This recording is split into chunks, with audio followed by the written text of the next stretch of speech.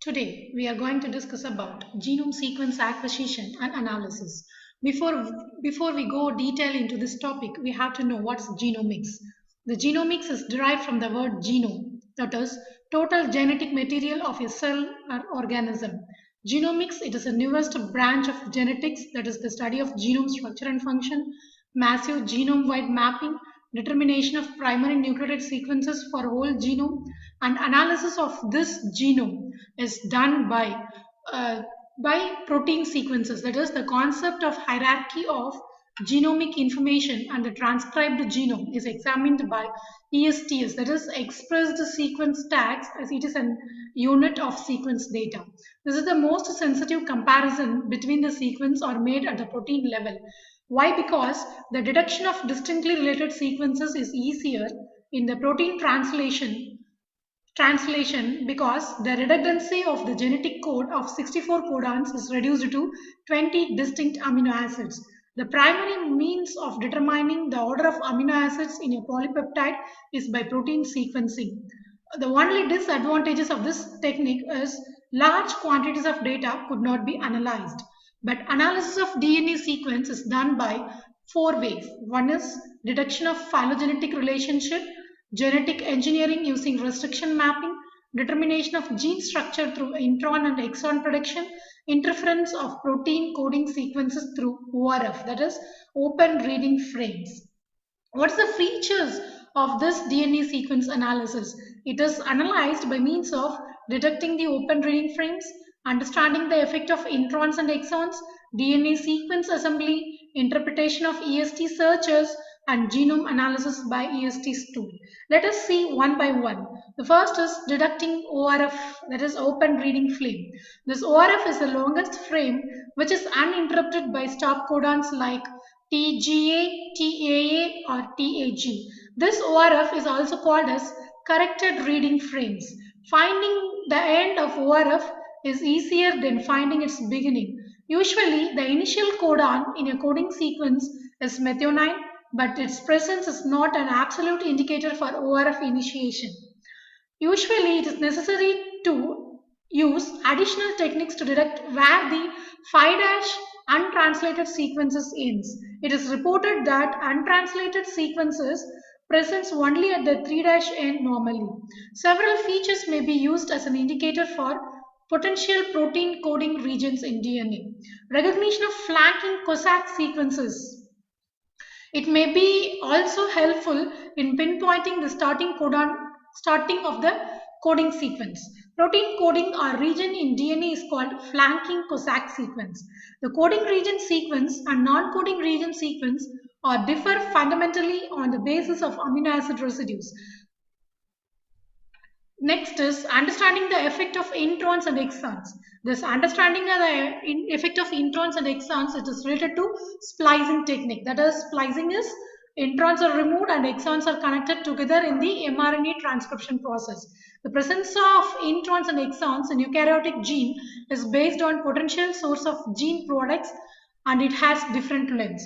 Sometimes all the exons are not represented in a final transcribed mRNA. When the mRNA editing process results in different translated polypeptides, the resulting proteins are known as splice variants or spliced forms. Introns are absent in prokaryotes. The next method of genome sequence acquisition and analysis is DNA sequence assembly method. The analysis of DNA sequence is a process of determining the nucleotide sequence of a clone. The cloning sequence should be matched with original sequence or database based sequence at a particular homology. Sometimes cloning errors can arise, for example, as the result of using incorrect primers for coding steps or use of low fidelity enzymes in PCR experiment. This is the schematic explanation for process of sequence assembly. That is, first and foremost thing in sequence assembly is we have to identify a DNA, we have to extract a DNA, and we have to synthesis a cDNA clone using mRNA. After the synthesis of cDNA clone, designing of primer is an important part in the sequence assembly. First, we have to design a primer. We have to design a primer to know the oligonucleotides and then sequence the clones. After this designing of primering and sequencing of clone, the next step is to determine the primer extension, that is the extension of primer by using chain synthesis reaction. That chain synthesis reaction is done by using inserted sequences as template. And next to this chain synthesis reaction, we have to terminate the chain by using DNTPs. These DNTPs are nothing but deoxynucleotide triphosphase. These DNTPs are of different types. This N, it may be A, G, T or C. And next step is the generated fragments are run in radioactive sequencing gels to determine the base sequence. And next step in genome sequence analysis is interpretation of EST searches. DNA data is made up of partial sequences, sometimes full-length sequences, the majority of which are called as expressed sequence tags. This expressed sequence tags has given a five characteristics alphabet, that is ACGTN. This may be a phantom, it is nothing but imagination not really exist. That is another five characters are indels resulting in translation.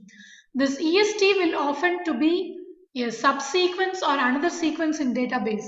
They may not represent a part or any other sequence in the database. And then this EST production is normally automated, and it involves a fluorescent laser system that reads the sequence gel, and it is further analyzed with the help of computer gel analysis software. And a typical EST system, it must be between 200 to 500 bases in length with modern technical advances and advances increasing the theoretical length resulting from single run to 1000 base or more. Many mRNA have long introns which are already present in the databases. Matching between two non-coding sequences or coding sequences are studied by using this EST alphabets. Next, another one important category in genome sequence acquisition analysis is gene hunting. Gene hunting is nothing but study of discovery of new genes that may be linked to particular type of diseases. There are two approaches that are involved in such gene hunting, that is positional cloning and RNA transcript analysis. What is positional cloning? It relates to discovery of disease-related genes. The chromosome that is related to disease is identified and find out the region containing the gene sequences. What is the RNA transcript analysis? It is the analysis of mRNA which are used by the cellular machinery as a template for the construction of proteins. Next is hierarchy of genetic information. The human genome, it is a complex and it consists of 3 billion base pairs of DNA, but only 3% of DNA is having coding sequences. This coding sequences is involved in transcription and translation. The rest of genome is involved in storing chromosomes, replication and cell division, and control of transcription as well as.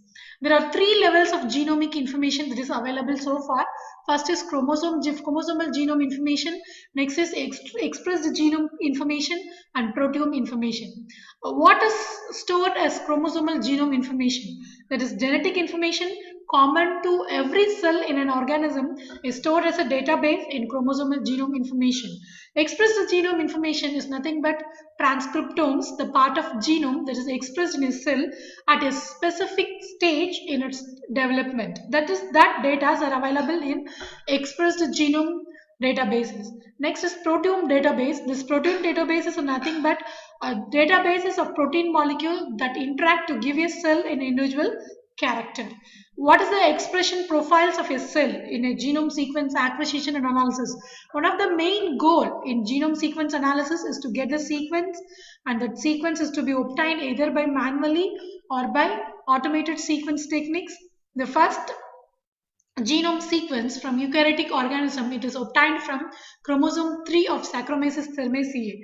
The sequencing by above method is completed in 1992. The coding sequences and the sequences where the genes encode for proteins are analyzed and recorded. The part of genome that are translated into proteins, they are also analyzed. So cells, they are expressed at different ranges of genes at various stages in their development and function.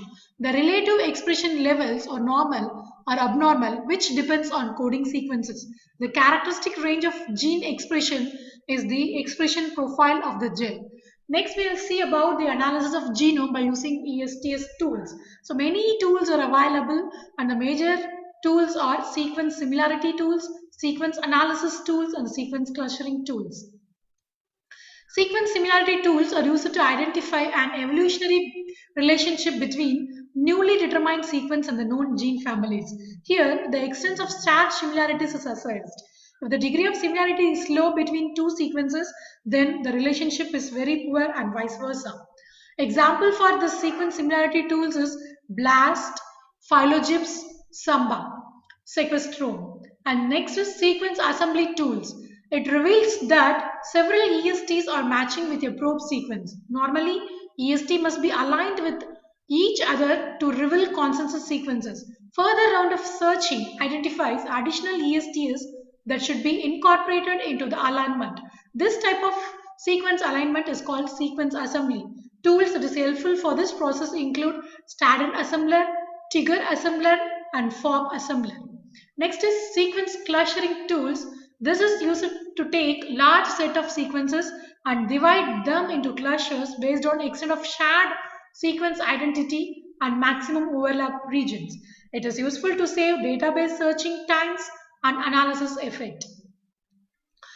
Students, today we discussed about genome sequence analysis, acquisition analysis, various tools that is used for genome acquisition and analysis, and how we are going to assemble a DNA sequences by using DNA sequence assembly tools, and how we are going to compare the genome sequences that is in our hand with the databases. Thank you, students.